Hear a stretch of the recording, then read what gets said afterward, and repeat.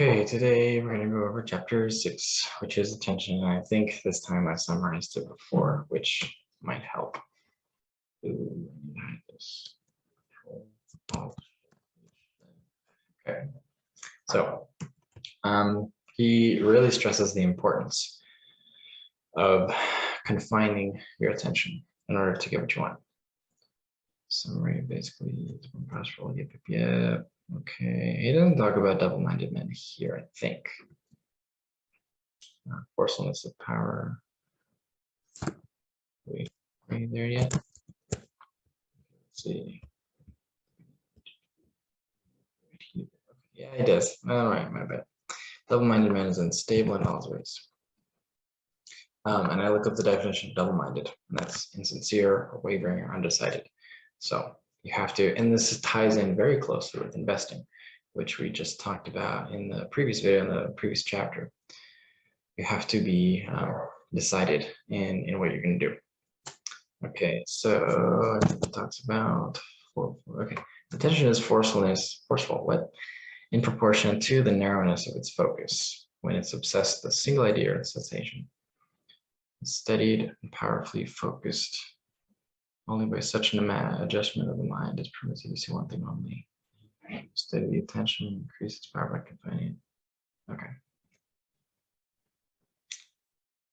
The desire, I'm just going to read on because that's basically it says I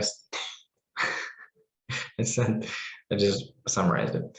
Forcefulness of awareness increases in proportion to how narrowly you focus on it, okay, compared to a laser lead. Okay, I'm just reading along here. The desire which realizes itself is always a desire on which attention is exclusively. Oh, that's okay. That's the summarizing of this main sentence of the idea here. Concentrated observation is the attentive attitude directed from an end. Attentive attitude. Okay, it involves selection, or if you choose to select one idea, then you naturally get all the other ideas out, which is an idea that he's introduced a couple times. I want to drink some water.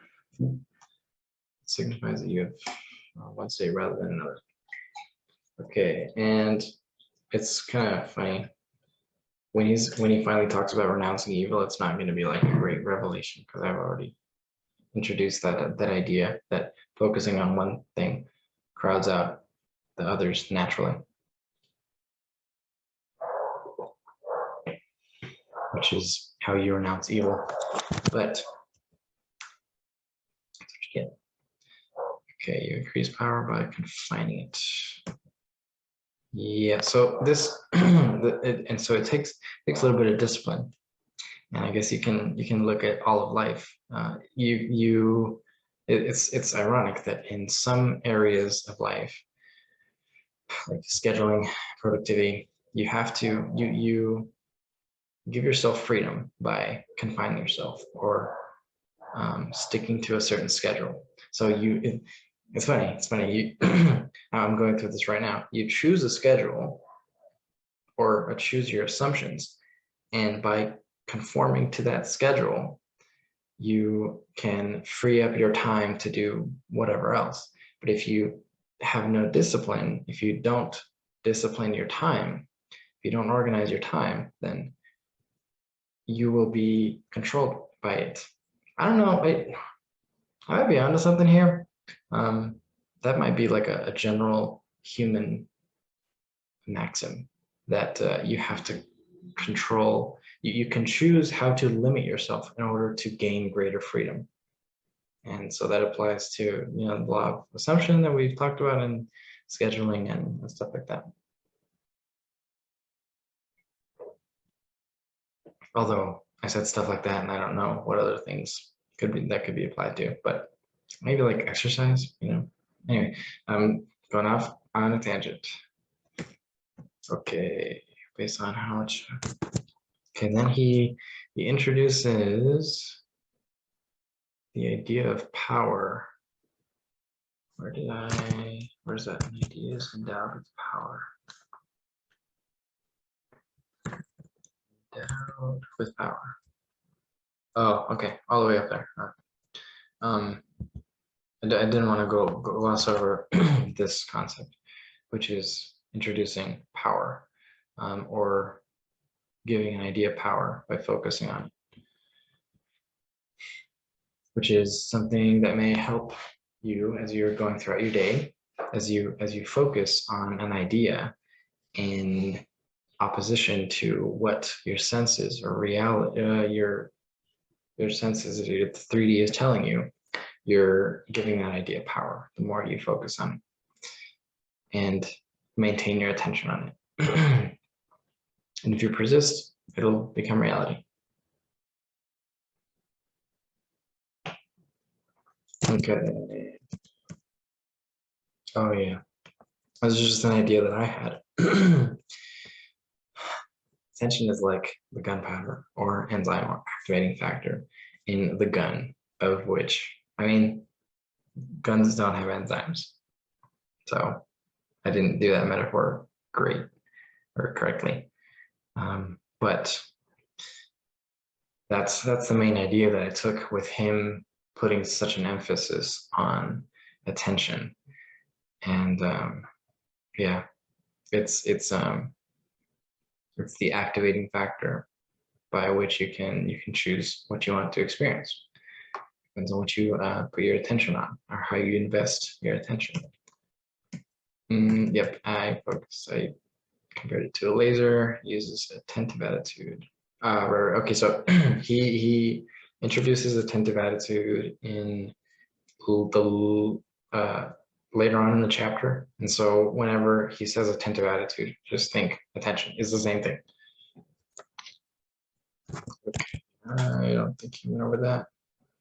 Yeah, I think this is where I got my idea that feeling comes after assuming or changing the identity. I used to try to manufacture the feeling, and this is my personal experience. I used to try and force the feeling of the wish fulfilled because that's what everybody says. And feeling is a secret. But when I looked at the foundational facts that Neville says are true and that are helpful for me to also believe, I realized that feeling comes after. Feeling is a natural result of what you assume to be true, or how you identify yourself, or how you think about yourself or the world or whatever. It's like how in the first video of the feelings of secret, I drew that little diagram where that beliefs are first, and from that result emotions and actions and thoughts. Basically, you have to there's a lot of exercise that you can do to identify foundational beliefs based on your past and your values and your past and your values, a lot of other things. But it's very important to understand what foundational beliefs you have about the world, because once you identify those, you can change them if they're not helpful. And actually, I'm going to go ahead and I have that resource. It's called the Ultimate Questionnaire, and I use it, or I'm going to use it for my clients, my business clients. But if you want to look at your past and do like a really comprehensive digging into the maybe not so nice parts of your past and your own psyche and why you would think the way you think, then just let me know, and I'll like email it or post it to the Discord or something. Just let me know. All right. Pretty sure I do. Okay, yeah. Attentive attitude. Okay, selection. Let's read on. Power of attention. Yep. Really, we already said that. Printing any distraction. Okay, no distractions. Right, same thing. If you focus on one thing, and if you maintain focus on one thing, you're not going to be distracted.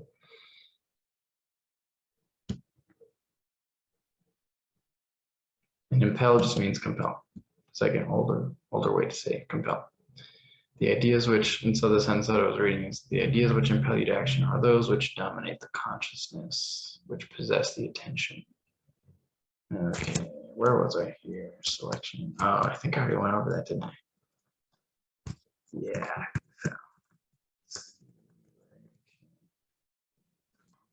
Yeah, okay. Way up there.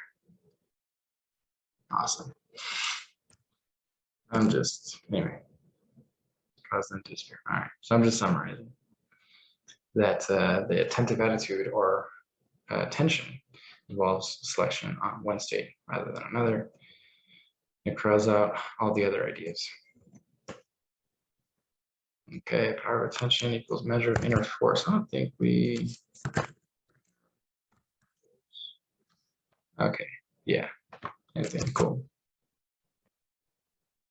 So concentrated observation. Oh yeah, another definition is equal to attention, which is equal to attentive attitude.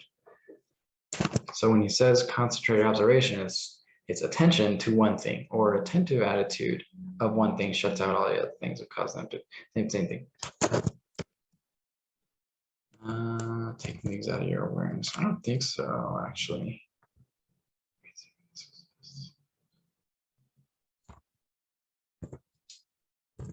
I mean, so in this, it makes sense. I probably should take this out because it can be distracting. But if you are looking at this already and it doesn't make sense to you, you are to take certain things out of your consciousness by selecting by selecting and choosing to focus your attention on other things. So it's not, I don't like the taking things out. I'll cross that out real quick.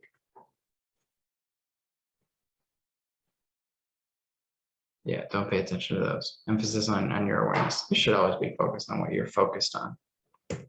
Anyway, okay, no distraction, all progress. Okay, now we are here.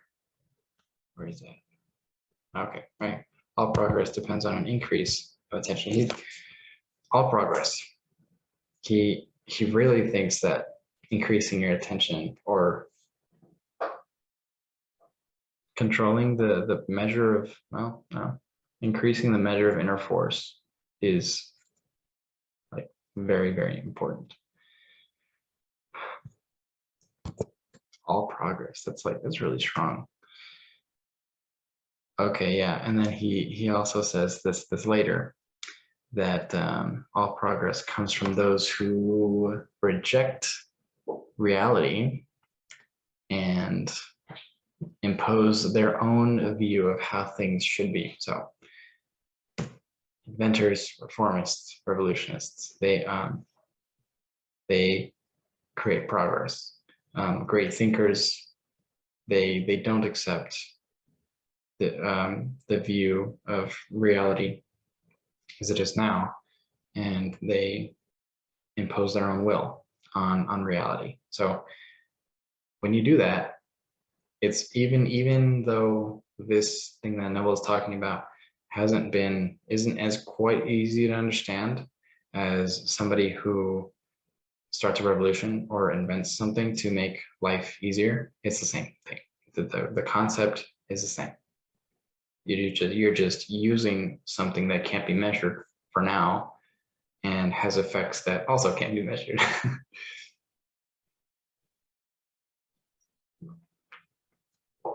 It's a real faith journey. Manifestation is. Okay. Discharge in action. The idea which excludes, yeah, right here, down here. The idea which excludes all others from the field of attention discharges in action. Same thing that he's been saying this whole book. Okay, and then he quotes Philippians, pressing toward the mark. Paul's letter toward the Philippians, forgetting things those which are behind. I don't think I go into this. No, okay. So I don't know why I wrote that. No, actually, he ties in what he's teaching with Philippians, and he may have gotten this idea of selecting attention and focusing on a certain thing from this Bible verse. Either way, the ideas tie in together.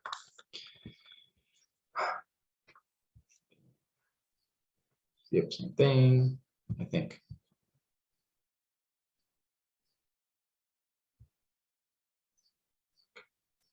Huh. I think it's interesting that he says, Paul is also very exclusive.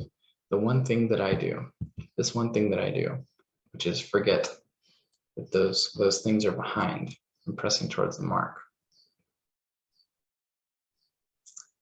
It's the phrasing is interesting. I don't know that I would recommend other people to recommend. Just one thing you got to do, guys, is forget things that which are behind. It's psychological language. It's not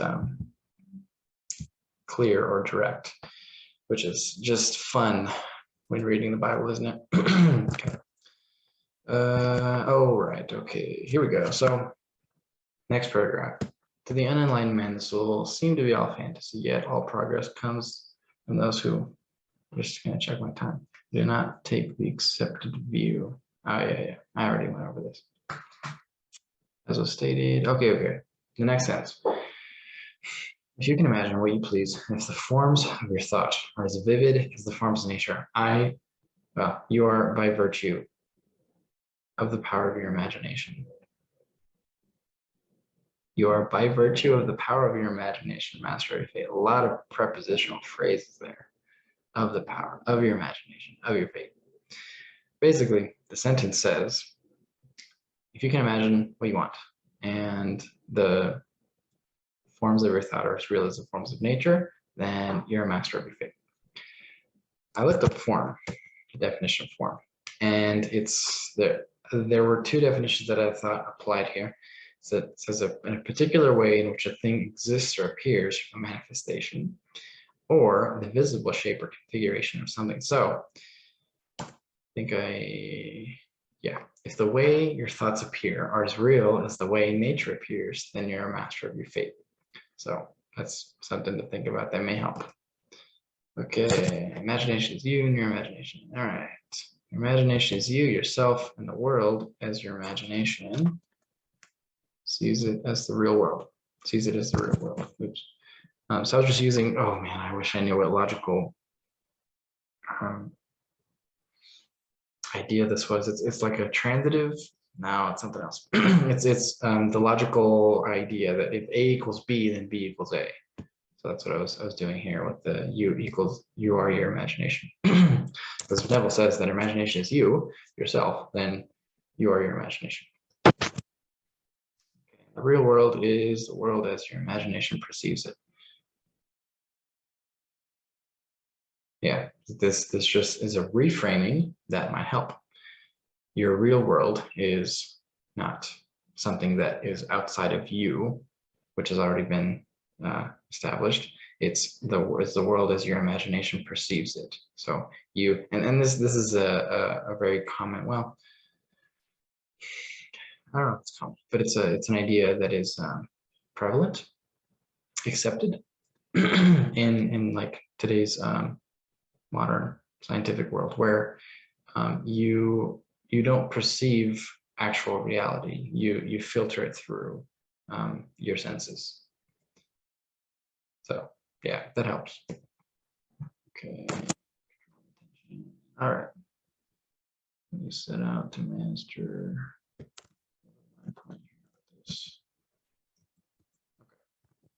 This paragraph here. When you set out to master the movements of attention, which must be done if you want to alter the course of observed events in your subjective reality, just adding that there, it is then that you realize how little control you have over imagination and how much it is dominated by the senses and idle moods. Do I say that over here?